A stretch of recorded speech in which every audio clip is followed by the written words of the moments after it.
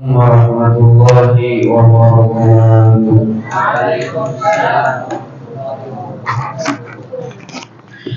Bismillahirrahmanirrahim. Alhamdulillahirabbil alamin.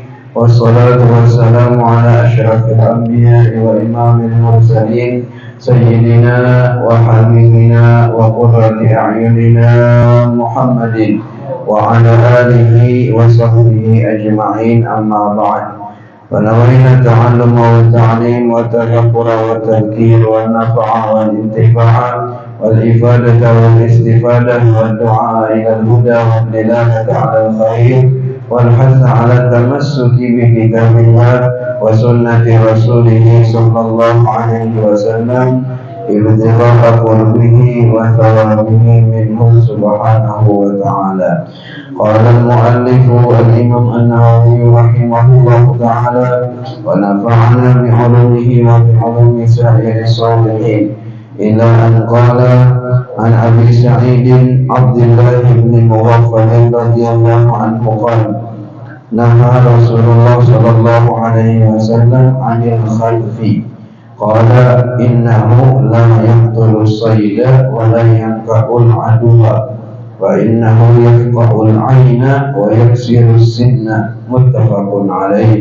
وفي رواية لمسلم: إن قريبا لابن مغفل خلف فنهاه، وقال: إن رسول الله صلى الله عليه وسلم نهى عن الخلف، وقال: إنها لا تصيد صيدا، ثم عاد فقال: أحدثك أن رسول الله صلى الله عليه وسلم نهى عنه، ثم عدت تخلف، لا أكلمك أبدا. صدق الله العظيم وصدق رسوله النبي الوفي الكريم، ونحن على ذلك من الشاهدين والشاكرين. Hadirin dan hadirat, bapak-bapak, ibu-ibu, saudara-saudari, jemaah majelis yang sama-sama dirahmati oleh Allah Subhanahu wa taala. Alhamdulillah wa syukurillah, lagi dan lagi senantiasa kita bersyukur kehadiran Allah Subhanahu wa taala, senantiasa kita memuji Allah Subhanahu wa taala, yang mana Allah Subhanahu wa taala senantiasa tidak putus-putusnya melimpahkan karunia-Nya, rahmat-Nya, nikmat-Nya, hidayahnya, taufiknya kepada kita semua. Sampai pada malam hari ini, alhamdulillah, Allah masih panjangkan umur kita dan sehatkan badan kita, dan Allah memudahkan kita untuk berhadir dalam majelis yang mulia ini. Mudah-mudahan umur kita dipanjangkan oleh Allah, disehatkan badan oleh Allah, dihindarkan dari segala macam penyakit, dijauhkan dari segala macam bala, dan diistiqamahkan kita oleh Allah Subhanahu wa taala dalam ketaatan kepadanya sampai meninggal dunia dalam keadaan husnul khatimah. Amin ya rabbal alamin. Salawat beserta salam selalu tercurah dan terlimpah keharibaan junjungan kita Nabi besar Muhammad sallallahu alaihi wasallam beserta keluarga, kerabat, zuriat, sahabat, dan orang-orang yang senantiasa istiqamah mengikuti perjuangan beliau, menghidupkan sunnah-sunnah beliau, menjaga syariat-syariat beliau ila yaumil qiyamah. Hadirin wa hadirat rahimakumullah, kita lanjutkan pengajian kita masih dalam kitab Riyadhus Shalihin mengenai babun fil amri, bab mengenai memerintahkan kepada kita bil muhafazati ala sunnati wa adabiha, untuk senantiasa menjaga sunnah-sunnah Rasulullah dan adab-adabnya. Kenapa? Karena ini adalah sambungan bab yang dahulu, supaya kita istiqamah sampai husnul khatimah, yaitu meninggal dunia dalam keadaan baik, dalam keadaan Allah ridha, dalam keadaan Allah senang, yaitu diantara caranya adalah dengan menjaga sunnah-sunnah dan adab baginda Nabi Muhammad SAW. dimanapun seseorang itu meninggal, tempatnya dimanapun, di waktu apapun, apabila dia sedang menghidupkan sunnah Rasulullah SAW, maka berarti dia meninggal dunia dalam keadaan Allah cinta kepadanya, Allah ridha kepadanya. Dalilnya, qul in kuntum tuhibbunallaha fattabi'uni yuhibbukumullah wa yaghfir lakum dzunubakum. Orang yang menghidupkan sunnah Rasulullah, maka dia mendapatkan kecintaan daripada Allah, dipandang oleh Allah dalam keadaan cinta, Allah cinta kepadanya dan Allah mengampuni dosa-dosanya. Dan jadi amannya meninggal di waktu itu, waktu menghidupkan sunnah tadi, maka kita meninggal dunia dalam keadaan husnul khatimah. Kemudian di dalam hadis ini menceritakan bagaimana kita berbuat kepada orang yang membenci sunnah Nabi ataupun orang-orang ahli bid'ah, baik bid'ah di dalam segi akidah, mereka yang bid'ahnya akidahnya itu menyeleweng ataupun sesat, tidak sama dengan akidah baginda Nabi Muhammad SAW dan para sahabat. Dan juga di hadis ini adalah contoh bagi bagaimana berbuat kepada orang yang tidak menghiraukan sunnah Nabi dan juga membenci sunnah Nabi. Maka di dalam hadis ini, hadis yang ke-11 dari Abu Sa'id Abdullah bin Mughaffal radhiyallahu anhu. Abdullah bin Mughaffal ini adalah sahabat baginda Nabi Muhammad SAW. Beliau termasuk daripada ahlul bai'atir ridwan, ikut di dalam bai'atul ridwan. Ujar Abdullah, aku termasuk orang yang mengangkat pohon dahan pohon daripada baginda Nabi Muhammad SAW ketika bai'atul ridwan tersebut. Beliau dulu tinggal di Madinah, kemudian pindah ke Basrah. Meriwayatkan salatah wa arba'una hadisan, 43 hadis baginda Nabi Muhammad SAW. Nah, Sidin ini meriwayatkan hadis naha Rasulullah SAW anil khalfi, bahwasanya Rasulullah SAW melarang anil khalfi, daripada khazaf. Khazaf ini apa? Ramyul hasa, melemparkan kerikil, batu kerikil, bisababah, dengan telunjuk, wal ibham, dan juga ibham. Seperti ini ya. Main kerikil dengan jari ataupun dengan ibham. Itu dilarang oleh baginda Nabi Muhammad. Kiasnya adalah main ketapel ataupun sumpitan ini. Itu dilarang oleh baginda Nabi Muhammad. Innahu la yaqtulu sayda, ujar Nabi, karena dengan sumpitannya kecil itu ataupun dengan bermain kerikil dengan telunjuk tadi, itu tidak bisa digunakan untuk berburu, tidak bisa membunuh buruan. Nah, misalnya rusak, di hutan misalnya ada rusak, kemudian disumpit pakai sumpitan itu mati nih, ada. Atau main pakaian yang jari tadi, wala yang kaul aduwa, dan itu juga tidak bisa membunuh musuh, jangan Nabi.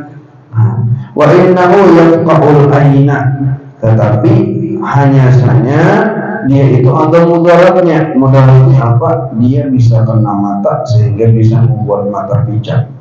Wa yaksirul sinna, dan amun karena gigi bisa apa? Bisa patah, sehingga itu dilarang oleh baginda Nabi Muhammad SAW. Adapun alat berburu ataupun tembakan, baik menembak pilot ataupun menembak burung, wah ini lagi bilang menembak burung, menembak iwak, itu tidak dilarang oleh baginda Nabi Muhammad SAW. Silahkan untuk memakai alat itu. Nah, dilarangnya yang maalang-alang. Nah, manfaatnya akan ada, tapi mudaratnya ada. Nah itu dilarang di baginda Nabi Muhammad SAW. Wafir riwayatin, dalam riwayat yang lain bahwasanya salah seorang kerabat, yaitu kemenakan daripada Abdullah bin Mughaffal ini, dia main sumpitan ataupun khadab tadi, main kerikil, main batu kerikil dengan jari, bertertawakan bahasanya. Fanahahu, kemudian Abdullah bin Mughaffal melarangnya. Ujar Abdullah bin Mughaffal, ini permainan seperti ini dilarang oleh baginda Nabi Muhammad SAW. Lalu dijelaskan seperti mana hadis di atas. Kemudian beberapa waktu indah ditabur oleh Sidin, sekalinya nangkamanakan tadi main pulang, main sumpitan pulang, ataupun main batu kerikil tadi pulang. Maka beliau langsung mengatakan kepada anak kemanakan Sidin, "Uhadithuka anna Rasulullah sallallahu alaihi wasallam naha anhu." Ujar Sidin, bukankah sudah kuberitahu Rasulullah ini kata tujuh mainan yang kayak ini, Rasulullah melarang bermain seperti ini. Summa ukta, engkau ini main pulang, maka sudah pulang semalah. La ukallimuka abadan, mulai hari ini aku tidak akan berbicara kepada engkau lagi selama-lamanya. Nah, maka diambil daripada la ukallimuka abadan, aku tidak akan berbicara kepada engkau lagi selama-lamanya. Artinya ini kadang menegur, tidak menyapa, tidak memberi salam, kadang berteguran lagi, artinya kayak memutuskan silaturahmi. Nah, sedangkan di dalam hadis-hadis yang lain, untuk memutuskan silaturahmi ini atau kadang berteguran, tidak saling sapa. Bila orang menyalami atau mengucapkan salamnya karena mau membalas, nah, karena ada satu masalah, maka ini adalah dosa, termasuk perbuatan haram. Amun sampai 3 hari kadang menegur saudaranya. Ujar Nabi, man hajara akhahu fawqa thalathati ayyam, barang siapa yang tidak menegur saudaranya sampai lebih 3 hari, maka perbuatan itu adalah perbuatan yang haram, dan semua amal ibadahnya tidak akan diangkat sampai ke langit, ditolak oleh Allah. Sembahyangnya, sedekahnya, tahajudnya, puasanya, nah itu kalau sampai ke langit ditolak oleh Allah Subhanahu wa taala. Karena apa? Karenanya kan berdoa. Nah, amun sampai setahun kada berdoa, man hajara akhahu fawqa sanah, barang siapa yang tidak menegur saudaranya sampai lebih setahun. Nah, setahun dah. Nah, pengaruhnya tas sambung hari raya sudah. Mulai hari raya dulu sampai hari raya. Nah, gara-gara sebelum hari raya itu punya kuitannya meninggal ataupun siapakah, walaupun harta warisan saya kau ada dapat, saya kau dapat banyak misalnya. Nah, kalau kalian berdoa sampai setahun, nah, atau gara-gara masalah apakah, seorang kecil aja ya, abahnya lawan abahnya, anaknya lawan anaknya bakal lahir, abahnya akan berdoa. Nah, sampai setahun misalnya, nah, gara-gara nah, gara-gara masalah tanah kan apakah, kan berdoa sampai setahun. Ujar Nabi bahwa kesakitan ini maka dosanya sama dengan membunuh saudaranya. Amunnya kada menegur, kada menyapa, kada mahirani, dan sangat lagi setahun, dosanya sama membunuh dan sangat tadi. Amunnya kada mahirani ipar sampai setahun, dosanya sama lawan membunuh ipar tadi. Nah, apun lagi kita misalnya menjungi orangnya yang pedang ataupun pistol yang timbak iparmu, timbak bintohamu, atau bunuh saudaramu, bunuh acilmu, apun lah, ada apun, segala apun kita. Tapi amunnya kadang merawat sampai tahun lebih, itu misalnya ujar Nabi sama dengan membunuh saudaranya. Tapi itu tadi kalau alasannya dunia, ada permasalahan dunia. Tapi amunnya ada di antara keluarga dari Sidin ini, anak kemanakan Sidin itu sudah ditegur sekali Rasulullah SAW, di sini tidak dapat guna permainan ini. Permainan yang khazaf tadi, permainan sumpitan itu tetap biarnya bermain. Artinya ini menentang, sudah diberitahu, sudah tahu, tapi tetap menggaui. Maka sidin kadang mau memandiri, kadang menegur anak kemalakan sidin itu. Maka dalam hadis ini dan dalam hadis-hadis yang lain dikuatkan lagi ya, dengan ayat Al-Quran. Fihi, di dalam hadis ini hijran ahlul bidah, yaitu meninggalkan, tidak menegur, tidak menyapa orang-orang yang ahli bid'ah. Nah, akidahnya akan sama, tersesat misalnya sampai tamat sembahyang misalnya. Bahkan di dalam ayat Al-Quran dalam surah Al-An'am Allah berfirman, wa idza ra'aital ladzina yakhuduna fi ayatina, apabila engkau melihat sekelompok manusia mereka sedang yakhuduna fi ayatina, dalam tafsir dikatakan istahza'una bil Qur'an, mereka berkumpul duduk menghina Al-Quran ataupun menghina baginda Nabi Muhammad atau menghina perkara agama, menjelekkan sembahyang, mengucilkan orang yang sembahyang, misalnya menghina orang yang puasa, sudah menyatakan puasa, menghina orang yang puasa ulang, dan beriktikad dalam akidahnya bahwasanya puasa itu memang kada wajib lagi baginya. Nah ini jadi akidah namanya, jadi keyakinan. Nah ini ngaranna nang jauh bid'ah dari segi akidah.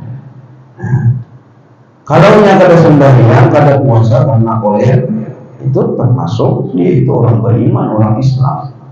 Tetapi kalau sudah akidahnya yang berubah, nah, sudah beretikat bahwasanya sembahyang itu pada wajib lagi, puasa itu pada wajib lagi, apa yang diperintah oleh Allah itu tidak wajib lagi baginya karena ini sudah menjadi Allah Ta'ala, maka orang itu keluar daripada millah, keluar daripada agama Islam.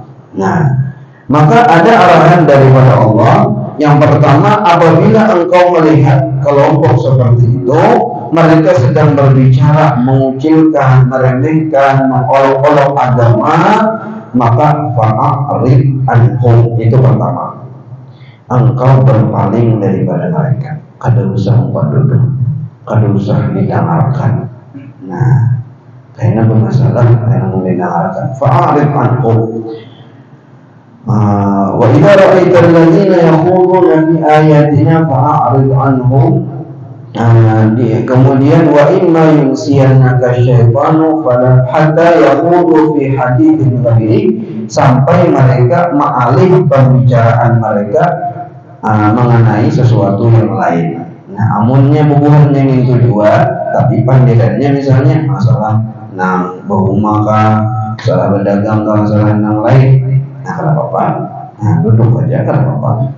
Tapi kalau sudah mulai menghina ujar Allah, menghina agama atau Allah atau Nabi, maka engkau berpaling, jangan duduk bersama mereka. Nah, wa imma yunsiyannaka syaitan, apabila engkau suatu saat itu lupa, kemudian engkau duduk.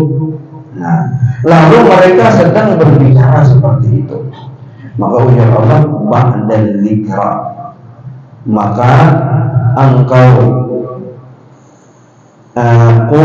berdiri dari majelis itu daripada mereka, tetapi setelah engkau mengingatkan mereka. Nah, kemudian sambungan ayatnya, wa ma 'alal ladzina yattaquna min hisabihim min syai' walakin dzikra la'annahum yattaqun. Nah, dari sini mula apabila kita sanggup mengingatkan mereka,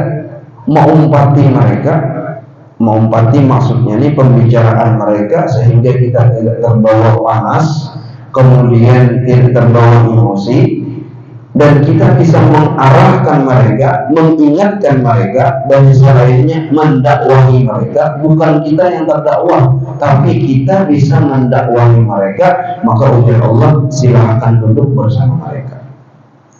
Amunnya kada pancang meninggikan emosi, ya kita timbul emosi, kesasarikan, timbul bata tamparan, timbul bakal rancangan orang dulu, maka kedudukan duduk bersama mereka. Ya Allah, fa'arid anhum.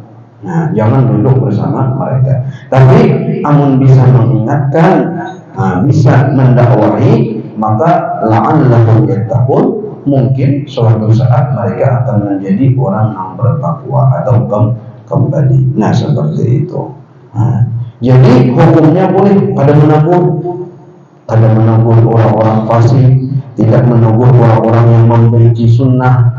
Orang tuh kalau golongan itu misalnya membenci sunnah Nabi, sudah tahu itu sunnah Nabi dibencinya, maka boleh orang-orang itu dikucilkan.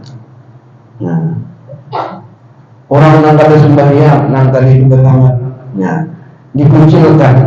Bolehlah dalam hukum fikih, dalam hukum agama, dalam hadis seperti ini mereka dikucilkan. Pada zaman Nabi ada beberapa orang yang dikucilkan supaya mereka beranggapan bahwasanya mereka ini adalah berakidah salah, mereka berada di jalan yang salah, sehingga ketika mereka tadi dihirani, dibaikot, kemudian dikucilkan, mereka akan kembali kepada Allah. Nah, sampai kapan nang kada menegur tadi? Nah, boleh selama-lamanya, boleh kedua sampai ia tadi kembali ke jalan yang benar. Nah, seperti itu. Nah, kemudian hadis yang kedua, yaitu hadis yang terakhir di dalam bab ini, dari Abis bin Rabi'ah, ia berkata, Ra'aitu Umar bin Khattab radhiyallahu anhu yuqabbilu al-hajar ya'ni al-aswad. Aku melihat Sayyidina Umar bin Khattab radhiyallahu anhu sedang mencium hajar aswad. Jadi Sayyidina Umar imlai sedang tawaf lalu mendekati hajar aswad dan mencium hajar aswad. Kemudian Sayyidina Umar setelah mencium hajar aswad tersebut, beliau berkata, "Inni a'lamu annaka hajar." Sesungguhnya aku mengetahui bahwasanya engkau ini hanyalah sebuah batu. Ma tanfa'u wa la tadur, tidak bisa memberikan manfaat dan tidak bisa memberikan mudarat. Walaula anni ra'aitu Rasulullah yuqabbiluka ma qabbaltuka. Kalaulah tidak aku melihat Rasulullah Shallallahu Alaihi Wasallam mencium engkau ini, mengecup engkau ini wahai batu, maka aku juga tidak akan mengecup engkau. Ujar Sayyidina Umar. Sayyidina Umar ketika itu ingin menjelaskan kepada orang-orang yang di samping sidin, yang mana ketika itu masih hanya bagi orang-orang jahiliyah itu berpindah daripada akidah mereka. Akidah mereka sebelum Islam mengagungkan batu, mengagungkan patung, menyembah batu, menyembah patung, menyembah pohon dan lain sebagainya. Sayyidina Umar mengucapkan itu karena ada orang-orang di sekeliling beliau supaya menjelaskan bahwasanya ini mengucup hajar aswad ini bukanlah mentaklim kepada batu itu karena batu ini memberikan manfaat dan mudarat seperti yang diyakini oleh orang-orang jahiliyah. Ada 360 patung bila setiap hajat mereka ada patungnya sendiri. Hendak minta rezeki banyak, tolak ke sini, patung sini, di situ berdoa. Bila hendak begini misalnya, lawas dapat duduk di sini patungnya, ke patung itu. Mereka meyakini bahwasanya patung-patung batu-batu itu memberikan manfaat dan mudarat dengan sendirinya.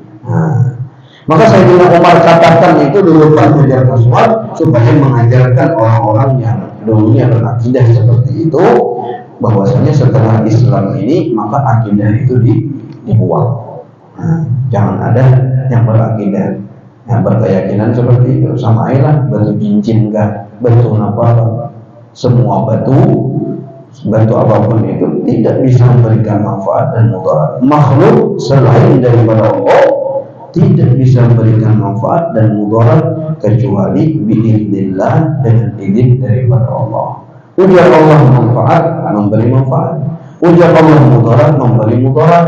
Bahkan yang asalnya manfaat jadi mudarat, yang asalnya mudarat jadi manfaat, semuanya itu atas kehendak Allah Subhanahu wa taala. Nah, lalu ada Sayyidina Ali di belakang, digaul oleh Sayyidina Ali. Sayyidina Ali di belakang Sayyidina Umar.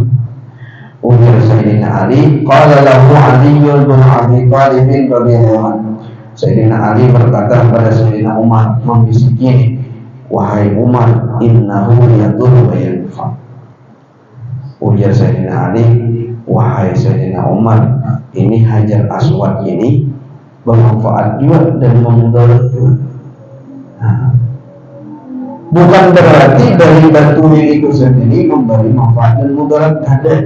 Cuman ujar Sayyidina Umar, ujar Sayyidina Ali, aku mendengar baginda Rasulullah SAW bersabda, sungguh aku mendengar Rasulullah SAW bersabda, yu'ta yaumal qiyamah, nanti di hari kiamat akan didatangkan bil hajaril aswad, dengan hajar aswad ini, dengan batu hitam ini.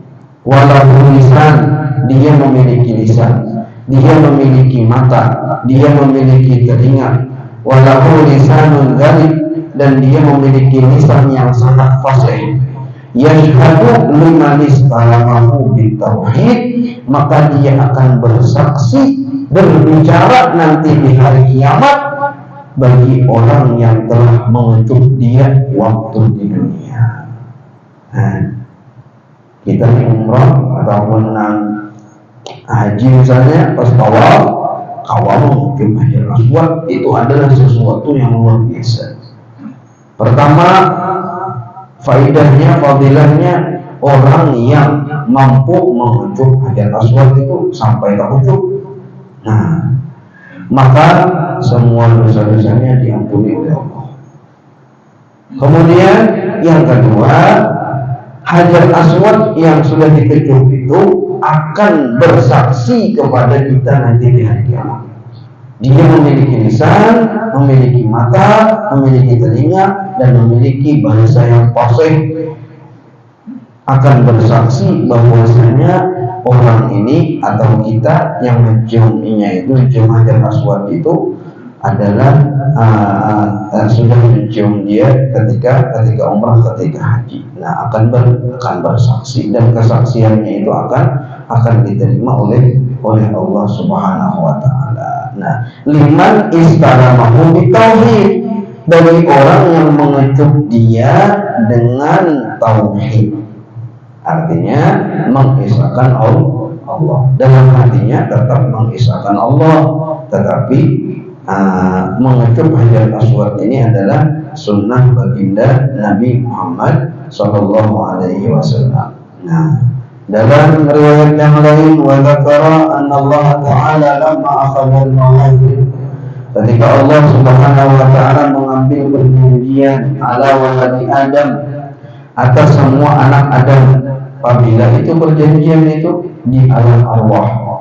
Sebenarnya kita orang Islam kah, kada Islam kah, dimanapun orang yang hidup di dunia ini sudah mengambil perjanjian dengan Allah di alam arwah.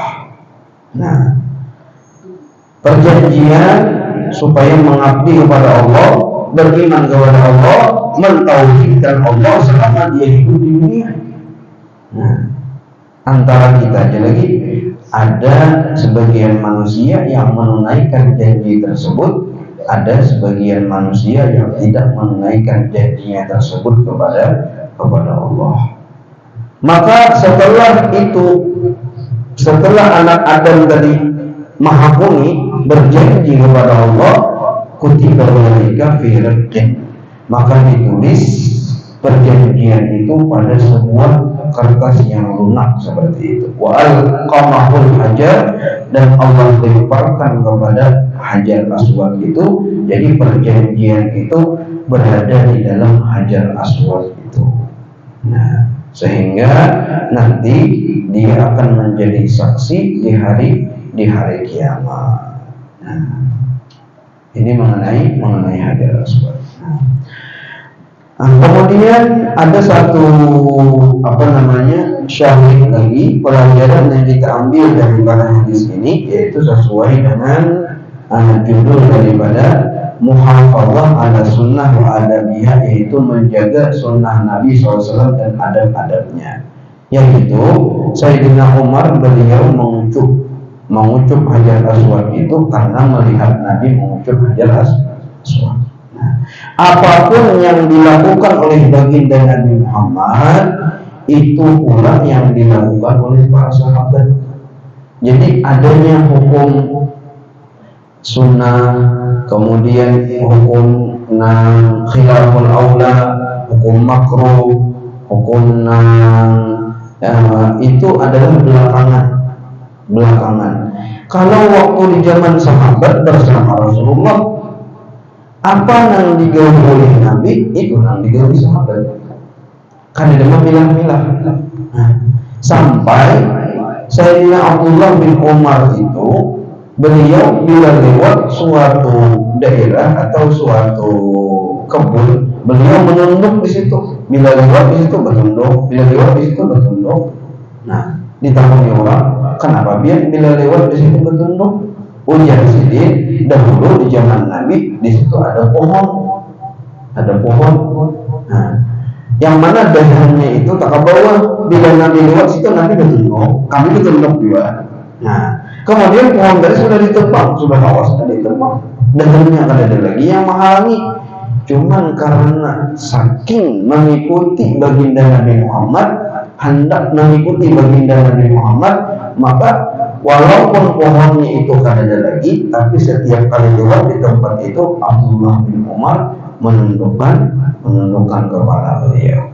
Nah, kalau pada salah Abdullah bin Umar juga ujar Sidin, dahulu aku tidak suka memakan dubba. Dubba itu waluh ataupun waluh putih ya tulisannya situ. Ada petunjuk makan sayur itu tuh.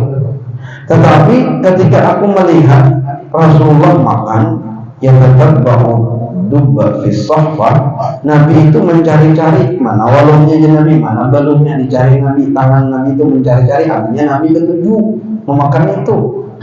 Maka semenjak itu pula aku suka memakan dubba tadi. Jadi sahabat itu yang asalnya kada ketujuh walaupun dalam makanan. Nah, dalam makanan pun mengikuti baginda Nabi Muhammad Sallallahu Alaihi Wasallam. Nah, seperti itu mereka di dalam mengikuti Rasulullah Sallallahu Alaihi Wasallam, karena tanda orang yang cinta itu pasti mengikuti. Nah, dia mengidolakan seseorang. Nah, apalagi ini misalnya mengidolakan artis kan atau pemain sepak bola, pasti mengikuti di Facebook ataupun di mana Instagram atau di mana mengikuti.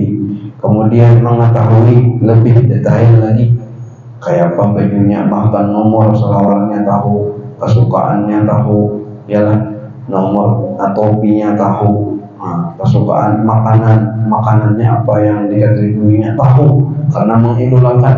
Kayak itu juga para sahabat, mereka mengidolakan baginda Nabi Muhammad Sallallahu Alaihi Wasallam, sehingga seluruh kehidupan mereka berubah seperti mana kehidupan baginda Nabi Muhammad Sallallahu Alaihi Wasallam. Maka begitu pula kita sedikit demi sedikit merubah kecintaan kita, kebiasaan kita, jadikan yang kita idolakan adalah baginda Nabi Muhammad, yang kita tiru adalah baginda Nabi Muhammad, karena ini akan bermanfaat kita di hari kiamat.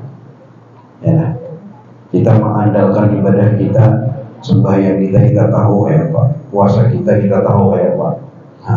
Tapi kita meniru-niru baginda Nabi Muhammad, man tashabbaha biqaumin fahuwa minhum.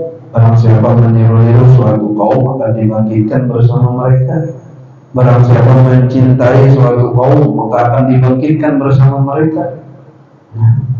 Kalau orang itu dan Nabi penyembah yang pemuasa, tetapi dalam hatinya dia mencintai seseorang, maka demi Allah dia di hari kiamat akan dibangkitkan dengan seseorang tersebut. Na'udzubillah kalau dia mengidolakan, mencintai orang-orang kafir.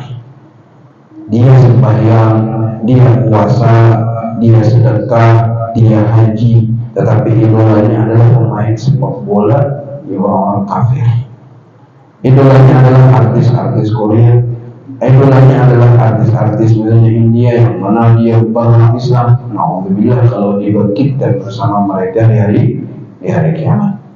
Nah, tetapi kalau kita mengidolakan baginda Nabi Muhammad, mencintai baginda Nabi Muhammad, mengikuti sunnah-sunnah baginda Nabi Muhammad, maka kita pun nanti akan dibangkitkan bersama beliau, bersama golongan beliau, bersama keluarga beliau, bersama orang-orang mulia, bersama baginda Nabi Muhammad Sallallahu Alaihi Wasallam. Mudah-mudahan kita seberatan dijadikan orang yang selalu mencintai baginda Nabi Muhammad, menghidupkan sunnah baginda Nabi Muhammad, kemudian ya Rabbi wa ijma'na wa ahbaban lana fi darikal firdaus, ya Rajuana, engkau kumpulkan lagi kami bersama orang-orang yang kami cintai di surga Firdausmu bersama baginda Nabi Muhammad Sallallahu Alaihi Wasallam. Al-Fatihah.